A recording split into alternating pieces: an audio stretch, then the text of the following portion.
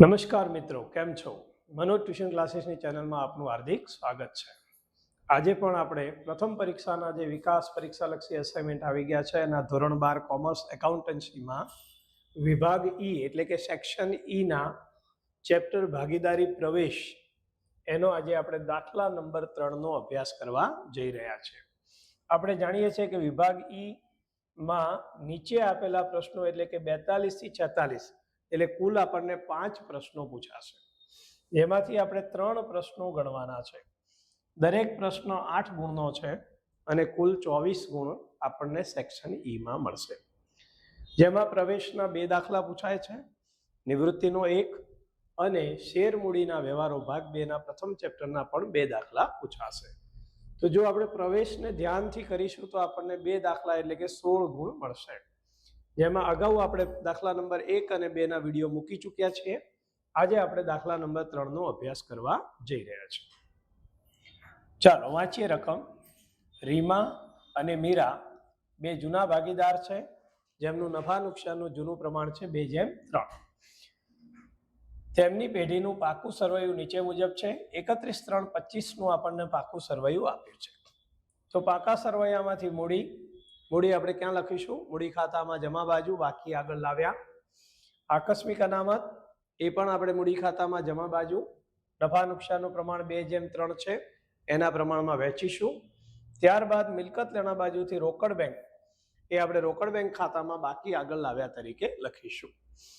તો આ 3 વસ્તુ લખતા પહેલા આપણે શું માંગ્યું છે દાખલામાં? તો પાઘડીની આમનોંધ લખો, પુનઃ મૂલ્યાંકન ખાતું બનાવો, ભાગીદારોના મૂડી ખાતા બનાવો, રોકડ ખાતું બનાવો અને ત્યારબાદ પાકું સરવૈયું તૈયાર કરો. તો આપણે જે ખાતા બનાવેલા છે એના પર એક નજર મારી લઈએ. સૌ પ્રથમ આપણે બનાવ્યું છે પુનઃ મૂલ્યાંકન ખાતું. અહીંયા બાજુમાં જ આપણે પાઘડીની આમનોંધો લખી દઈશું. પાઘડીની આમનોંધ.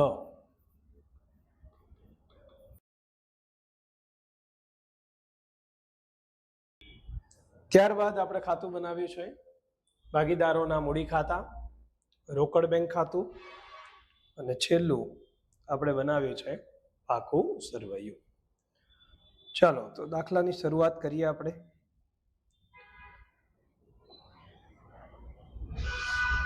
સૌ પ્રથમ આપણે મૂડી. તો મૂડી ક્યાં લખીશું આપણે? મૂડી ખાતામાં જમા બાજુ, બાકી આગળ લાવ્યા 3 લાખ અને 2 લાખ.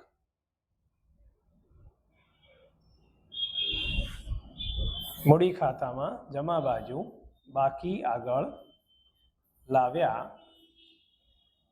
3 લાખ 2 લાખ.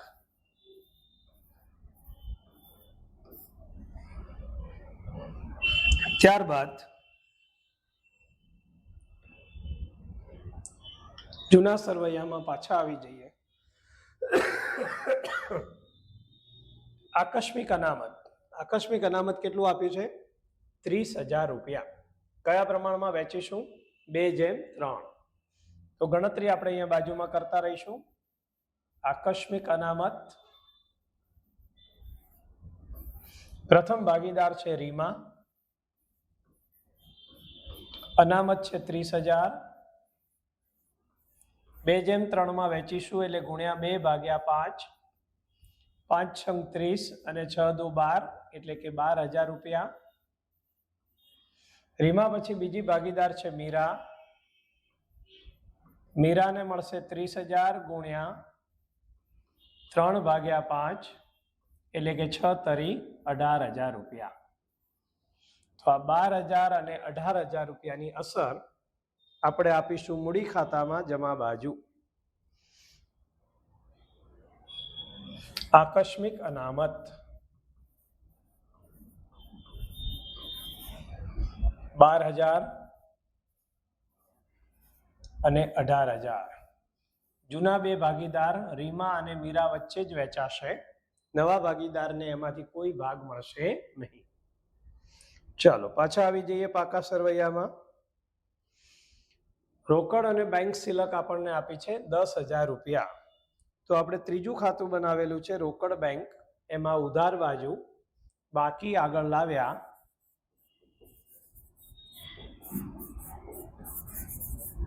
10,000 રૂપિયા.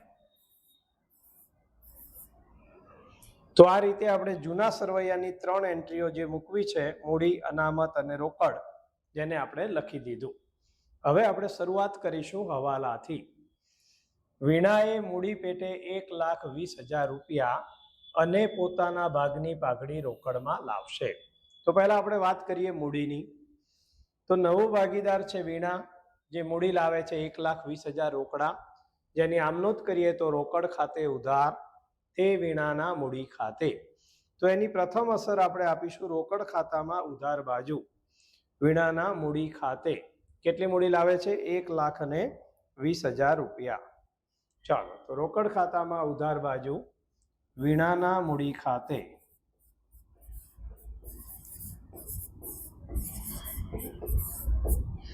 1,20,000. એની બીજી અસર મૂડી ખાતામાં જમા બાજુ રોકડ ખાતે નવા ભાગીદાર વીણામાં 1,20,000 રૂપિયા. ચાલો, મૂડી બાદ વાત કરીએ આપણે પાઘડીની. તો આ દાખલામાં પાઘડી માટે કેટલા હવાલા છે એને આપણે ધ્યાનથી જોઈ લઈએ. તો એક તો પાઘડી માટે પ્રથમ હવાલો છે કે પાઘડી પોતાના ભાગની પાઘડી રોકડમાં લાવશે. હવે પાઘડી માટે પોતાનો ભાગ એટલે કે નવા ભાગીદારનો ભાગ જોઈએ, જે આપણને આ દાખલામાં આપેલો નથી. તો એના માટે આપણને નીચે 7મો હવાલો આપ્યો છે કે રીમા પોતાના ભાગનો 1/2 ભાગ અને મીરા પોતાના ભાગનો 1/4 ભાગ વીણાની તરફેણમાં ત્યાગ કરશે. તો આ હવાલા ઉપરથી આપણે જૂના ભાગીદારોનો ત્યાગ શોધીશું. જૂના બંને ભાગીદારોના ત્યાગનો સરવાળો કરવાથી આપણને નવા ભાગીદારનો ભાગ મળશે. એટલે કે પાઘડી શોધવા માટે 7મો હવાલો પણ સમજવો પડે. ત્યારબાદ 8મા હવાલામાં કીધું છે કે રીમા અને મીરા તેમને મળેલી પાઘડી 50% ઉપાડી જશે. અને છેલ્લો હવાલો છે કે પેઢીની પાઘડીનું મૂલ્ય 80,000 રૂપિયા કરવામાં આવ્યું. તો હવાલા નંબર 1, 7, 8 અને 9 આ ચારે ચાર હવાલા આપણે એક સાથે સોલ્વ કરવા પડશે. તો જ્યારે આપણે પાઘડીની આમનોંધ પણ માગી છે, તો સૌ પ્રથમ આપણે પાઘડીની ગણતરી કરશું. પાઘડીની ગણતરી કરવા માટે આપણે જોઈશે નવા ભાગીદારનો ભાગ. નવા ભાગીદારના ભાગ માટે આપણે પહેલા શોધવો પડશે ત્યાગ. જૂના બંને ભાગીદારના ત્યાગનો સરવાળો કરવાથી મળશે નવા ભાગીદારનો ભાગ. તો સૌ પ્રથમ આપણે ગણતરી કરી રહ્યા છીએ ત્યાગ. ચાલો, તો આ દાખલાની અંદર ત્યાગ શોધવા માટે આપણું જે રેગ્યુલર સૂત્ર છે, ત્યાગ બરાબર જૂનો ભાગ માઇનસ નવો ભાગ, એનો ઉપયોગ આમાં નહીં થાય. કારણ કે આપણને જૂના ભાગીદારના ભાગનો ભાગ આપેલો છે. તો અહીંયા ત્યાગ બરાબર સૂત્ર લખવું હોય તો લખી શકાય કે જૂનો ભાગ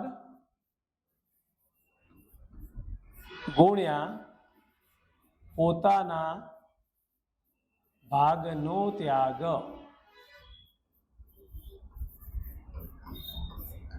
ચાલો, પ્રથમ ભાગીદાર રીમા. તો રીમાનો ત્યાગ બરાબર, ચાલો રીમાનો જૂનો ભાગ, આપણું જૂનું પ્રમાણ અહીંયા લખી રાખીએ આપણે 2/3 હતું, એટલે કે 2/5 અને 3/5. તો રીમાનો ત્યાગ માટે રીમાનો જૂનો ભાગ 2/5.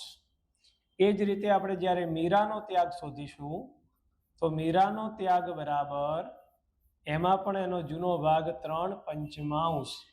ચાલો, ગુણ્યા પોતાના ભાગનો ત્યાગ. તો અહીંયા 7મા હવાલામાં જુઓ તો રીમા પોતાના ભાગનો 1/2 ભાગ આપે છે. તો રીમાનો ત્યાગ શોધવા માટે એના જૂના ભાગને 1/2 વડે ગુણીશું. અંશ અંશનો ગુણાકાર, છેદ છેદનો ગુણાકાર. તો 2 એકા 2 ભાગ્યા 5 દુ 10. હાલ આપણે અહીંયા છેદ ઉડાડવા નહીં, કારણ કે છેદ હંમેશા સરખા રહેવા જોઈએ. જો છેદ સરખા ન હોય તો સરખા કરવા પડશે. ચલો, ત્યારબાદ મીરા પોતાના ભાગનો કેટલો ભાગ આપે છે? 1/4. તો મીરાનો ત્યાગ 3/5 ગુણ્યા 1/4 બરાબર 3 એકા 3 અને નીચે 5 ચોકા 20. હવે જો બંનેના છેદ સરખા થાય છે? નથી થતા. આના છેદમાં 20 છે, આના છેદમાં 10 છે, તો આને કેટલા વડે ગુણીશું? અંશ અને છેદ બંનેમાં 2 વડે ગુણતા 2 દુ 4 અને નીચે 10 દુ 20. તો આ પ્રમાણે આપણને ત્યાગ મળ્યો 4/20 જેમ 3/20 માટે ત્યાગનું પ્રમાણ બરાબર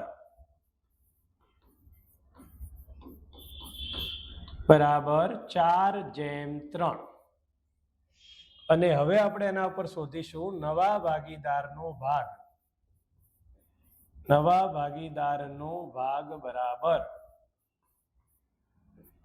જૂના બંને ભાગીદારના ત્યાગનો સરવાળો, એટલે કે રીમાનો ત્યાગ વત્તા મીરાનો ત્યાગ.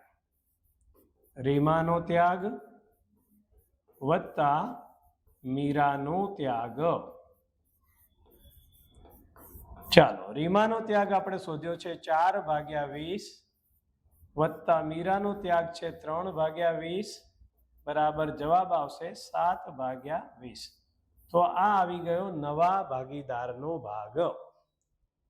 તેના પરથી આપણે શોધીશું નવા ભાગીદારની પાઘડી. તો નવા ભાગીદારના ભાગની પાઘડી બરાબર, ચાલો, સમગ્ર પેઢીની કુલ પાઘડી આપણને 9મા હવાલામાં આપી છે 80,000 રૂપિયા. તો 80,000 ગુણ્યા નવા ભાગીદારનો ભાગ આવ્યો 7/20. 20 ચોકા 80, 4,000 ગુણ્યા 7 એટલે 4 સીતા 28,000 રૂપિયા. તો 28,000 રૂપિયા આપણને પાઘડી શું મળી? નવા ભાગીદારના ભાગની પાઘડી. આ 28,000 પાઘડી આપણે જૂના ભાગીદાર વચ્ચે કયા પ્રમાણમાં વહેંચીશું? ત્યાગના પ્રમાણમાં, એટલે કે 4/3 પ્રમાણમાં. તો રીમાના ભાગની પાઘડી બરાબર, રીમાના ભાગની પાઘડી બરાબર 28,000 ગુણ્યા 4/7 બરાબર 16,000 રૂપિયા. અને એ જ રીતે રીમા પછી મીરાના ભાગની પાઘડી બરાબર 28,000 ગુણ્યા 3/7 બરાબર 12,000 રૂપિયા. તો આ રીતે 16,000 અને 12,000 પાઘડી જે આપણને મળી એના ઉપરથી આપણે પાઘડીની આમનોંધો લખીશું. તો અહીંયા પાઘડીની આમનોંધ માગી છે, તો બાજુના પેજમાં આપણે પાઘડીની પહેલા આમનોંધ લખી દઈએ. આમનોંધ નંબર 1, નવો ભાગીદાર પાઘડી રોકડમાં લાવે છે. નવા ભાગીદારનું નામ શું છે? વીણા. જોઈ લો, નવા ભાગીદારનું નામ શું છે? વીણા. તો વીણા જ્યારે પાઘડી રોકડમાં લાવે છે તો પ્રથમ આમનોંધ થશે રોકડ ખાતે ઉધાર તે પાઘડીના પ્રીમિયમ ખાતે.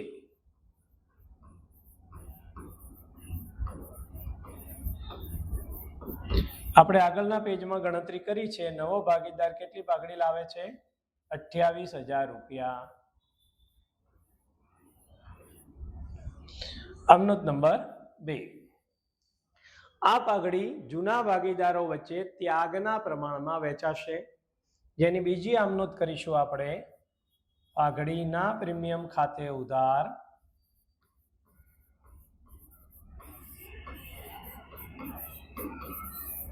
$28,000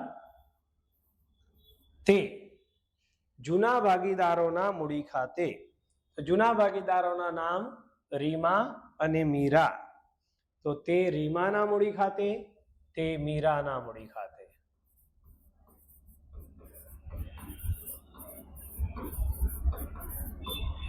તે મીરાના મૂડી ખાતે.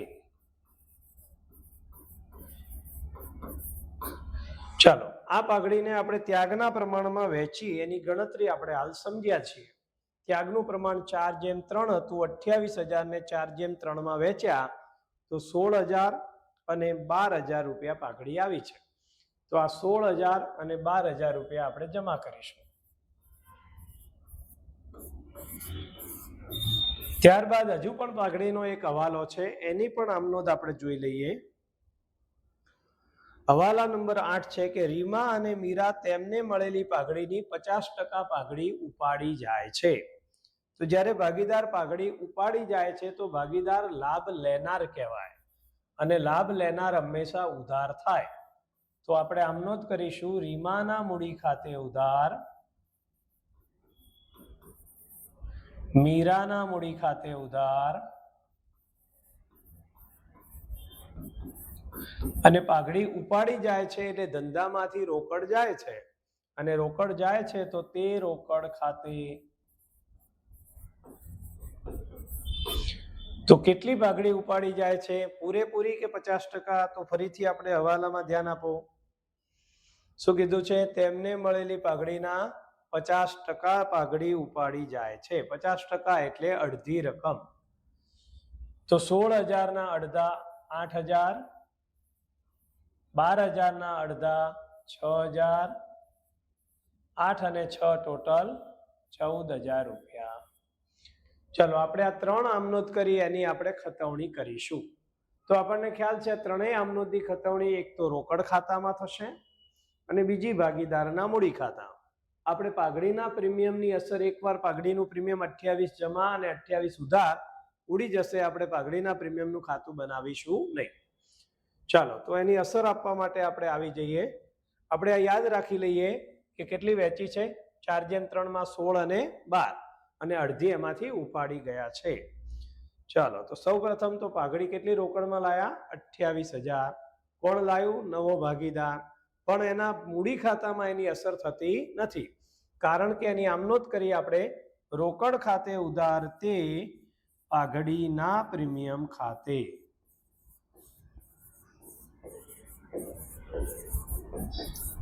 ₹28,000. ત્યારબાદ પાઘડીની બીજી આમનોંધ કરી, પાઘડીના પ્રીમિયમ ખાતે ઉધાર તે ભાગીદારોના મૂડી ખાતે. તો મૂડી ખાતામાં જમા બાજુ પાઘડીના પ્રીમિયમ ખાતે. ચાલો ફરી એકવાર નજર મારી લો. પાઘડી વહેંચી હતી કેટલી? 12,000 અને 16 કે 16 અને 12. તો પ્રથમ ભાગીદારમાં 16,000, બીજા ભાગીદારમાં 12,000. તો રીમાના મૂડી ખાતામાં જમા બાજુ 16,000 અને મીરામાં 12,000, નવા ભાગીદારમાં ડેશ.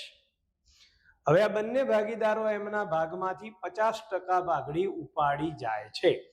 તો ભાગીદાર હવે લાભ લેનાર છે. તો મૂડી ખાતામાં ઉધાર બાજુ રોકડ ખાતે રીમા 16,000 ના 50% 8,000 અને મીરા 12,000 ના 50% 6,000. આ બંને ભાગીદારો જ્યારે પાઘડી રોકડમાં ઉપાડી જાય તો ધંધામાંથી રોકડ જાય છે, તો રોકડ ખાતામાં એની ક્રોસ અસર જમા બાજુ રીમાના મૂડી ખાતે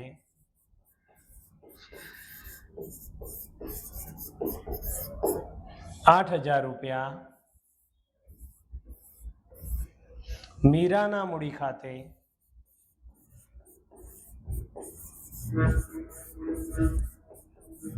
₹6,000. તો આ પ્રમાણે અહીંયા જે પાઘડીનો કોમ્પ્લિકેટેડ હવાલો હતો જે આપણો પૂરો થયો. અહીંયા દાખલામાં આપણને પાઘડીની આમનોંધો પણ માગી હતી, એટલે આપણે પાઘડીની આમનોંધ પણ લખી દીધી અને એની આપણે યોગ્ય ખતવણી પણ કરી દીધી, જેને રિલેટેડ આપણો પહેલો, 7મો, 8મો અને 9મો હવાલો પૂરો થયો. હવે આપણે લાઈનસર બધા જ હવાલા લઈશું. તો હવાલા નંબર 2 લેણદારનો છે, તો લેણદાર જોડે ટીક કરી દઈએ. હવાલા નંબર 2, લેણદારો પૈકી 10,000 ના લેણદારને રકમ હવે ચૂકવવાની નથી. તો લેણદાર ચૂકવવાના નથી એટલે લેણદાર ઘટી રહ્યા છે. લેણદારની કઈ બાકી હોય? જમા બાકી હોય. લેણદાર ઘટે તો એની આમનોંધ શું થશે? લેણદાર ખાતે ઉધાર તે પુનઃ મૂલ્યાંકન ખાતે. તો એની અસર આપણે પુનઃ મૂલ્યાંકન ખાતામાં કેટલી આપીશું? 10,000, અને પાકા સરવૈયામાં લેણદાર 70,000 માંથી 10,000 બાદ કરીશું. તો પુનઃ મૂલ્યાંકન ખાતામાં આમાં આપણે 4 નિયમ યાદ રાખી દઈએ તો પણ ચાલે કે ભાઈ મિલકત વધે તો જમા, મિલકત ઘટે તો ઉધાર, દેવું વધે તો ઉધાર અને દેવું ઘટે તો જમા. અહીંયા લેણદાર ઘટી રહ્યા છે તો જમા બાજુ લેણદાર ખાતે ₹10,000. ત્યારબાદ એની બીજી અસર આપીશું આપણે પાકા સરવૈયામાં. પાકા સરવૈયામાં લેણદાર કઈ બાજુ આવશે? મૂડી દેવા બાજુ. મૂડી માટે જગ્યા છોડી અને આપણે લખીશું લેણદાર. તો લેણદાર આપણને જૂના સરવૈયામાં આપેલા છે 70,000 માઇનસ આપણે ઘટાડો કર્યો 10,000 રૂપિયા. તો એમાંથી 10,000 રૂપિયા આપણે બાદ કરીશું તો બહાર આવશે 60,000 રૂપિયા. ચાલો, ત્યારબાદ આપણે આવી જઈએ નેક્સ્ટ હવાલામાં. હવાલા નંબર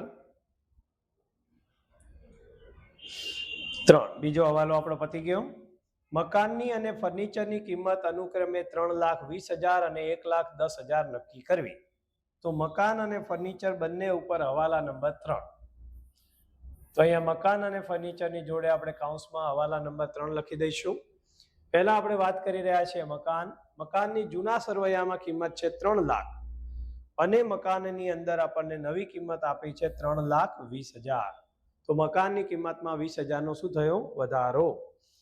તો મકાનની કિંમત પહેલા આપણે વધારો લખી દઈશું. પુનઃ મૂલ્યાંકન ખાતામાં જમા બાજુ મકાન ખાતે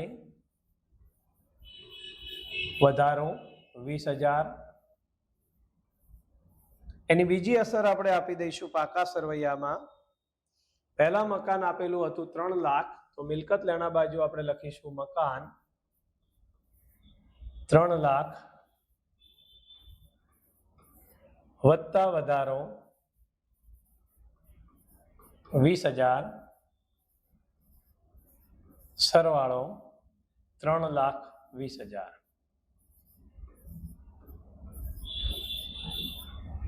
ચાલો, એ જ રીતે મકાન પછી હવાલો છે ફર્નિચર. ફર્નિચર પહેલા આપણે જૂના સરવૈયામાં જોઈ લો. તો જૂના સરવૈયામાં ફર્નિચર છે 1,20,000 અને ફર્નિચરની નવી કિંમત નક્કી કરવામાં આવી છે 1,10,000. તો જૂના સરવૈયા કરતા નવી કિંમત ઓછી છે, તો અહીંયા 10,000 નો શું થયો? ઘટાડો. તો એની અસર આપણે આપીશું પુનઃ મૂલ્યાંકન ખાતામાં ઉધાર બાજુ ફર્નિચર ખાતે ઘટાડો 10,000 રૂપિયા. એની બીજી અસર આપણે આપીશું પાકા સરવૈયામાં મિલકત લેણા બાજુ ફર્નિચર.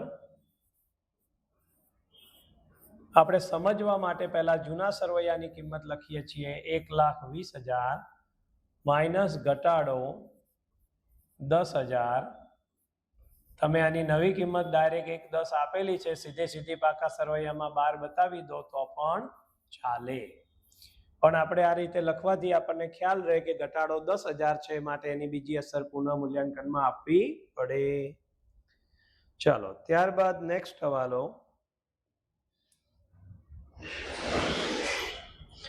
હવાલા નંબર 3 આપણો અહીંયા પૂરો થયો. ચોથો હવાલો, સ્ટોકની કિંમતમાં 3,000 નો ઘટાડો કરવો અને રોકાણની કિંમતમાં 24,000 નો વધારો. તો સ્ટોક અને રોકાણ બંને ઉપર આપણે 4 નંબર કરીશું. એમાં આપણે પહેલા લઈ રહ્યા છીએ સ્ટોક કેટલો છે? 30,000. સ્ટોકમાં કેટલો ઘટાડો કરવો છે? 3,000 રૂપિયા.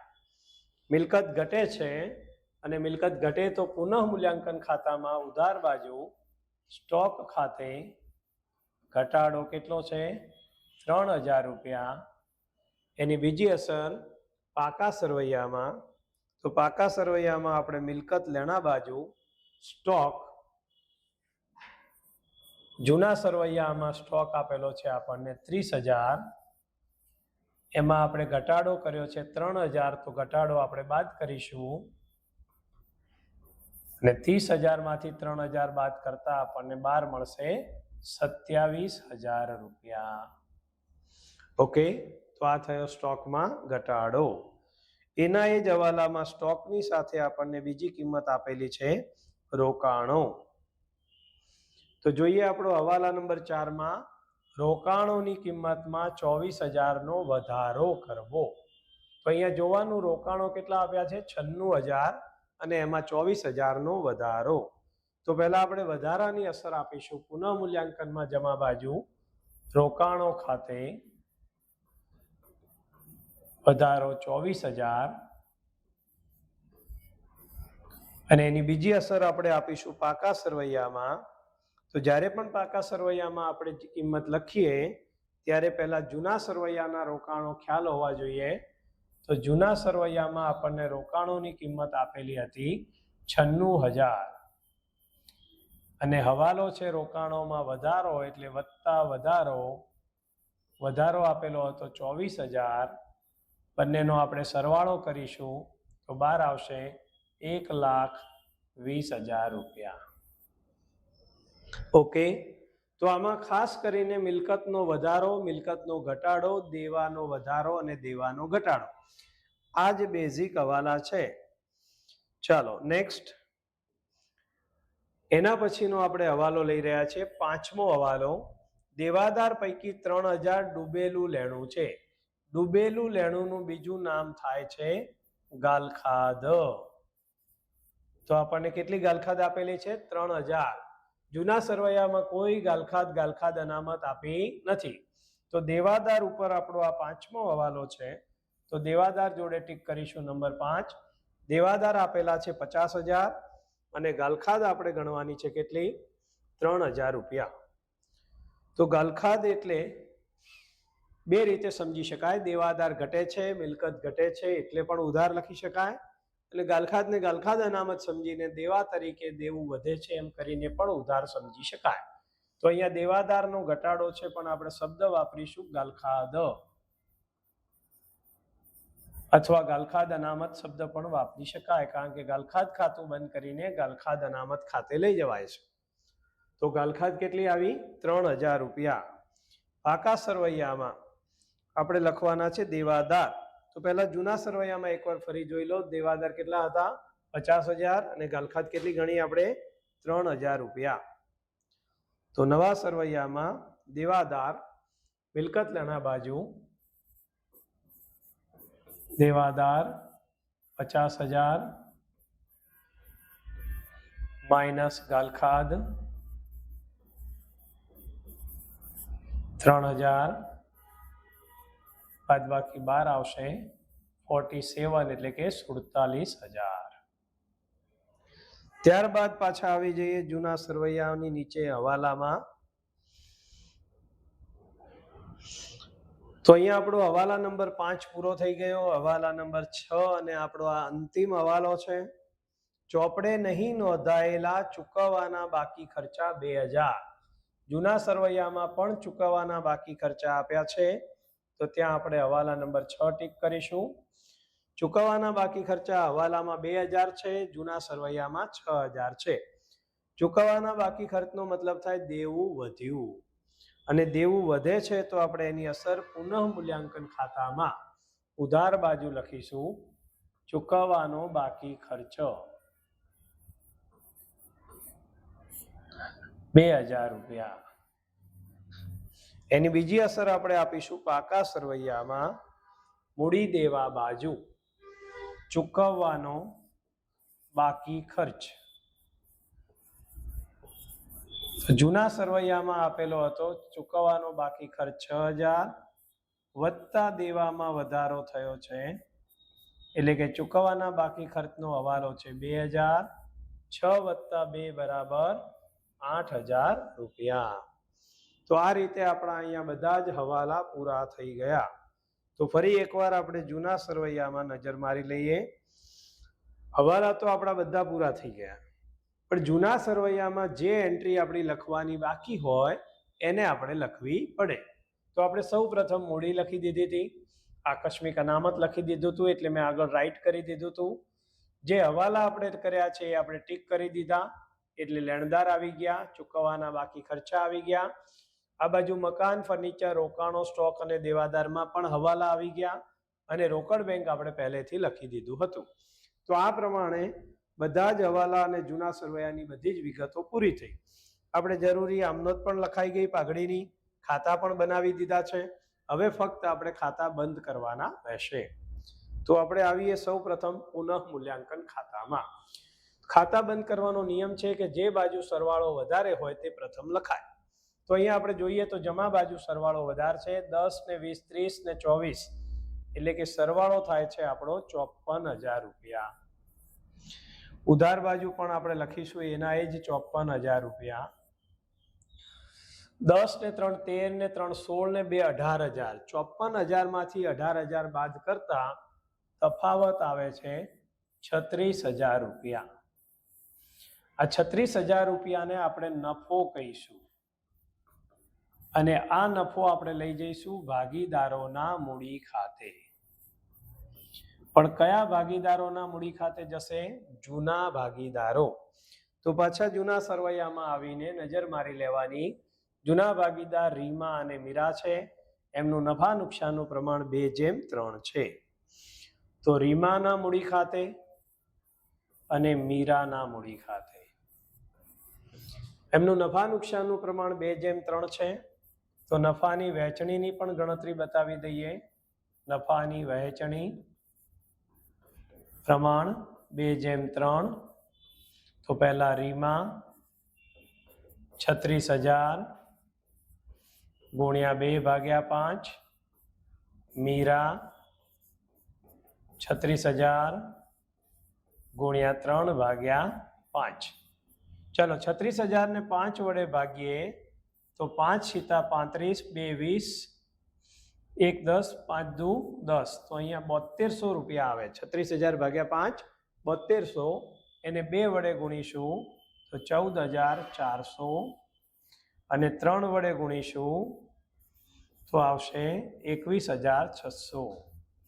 બંનેનો સરવાળો પણ ચેક કરી લેવાનો. 6 ને 4 10 ની 0 વધી 1, 4 ને 1 5 ને 1 6, 2 ને 1 3. તો આપણા 36,000 થઈ ગયા. તો આ 36,000 ની વહેંચણી કરી આપણે 14,400 અને 21,600.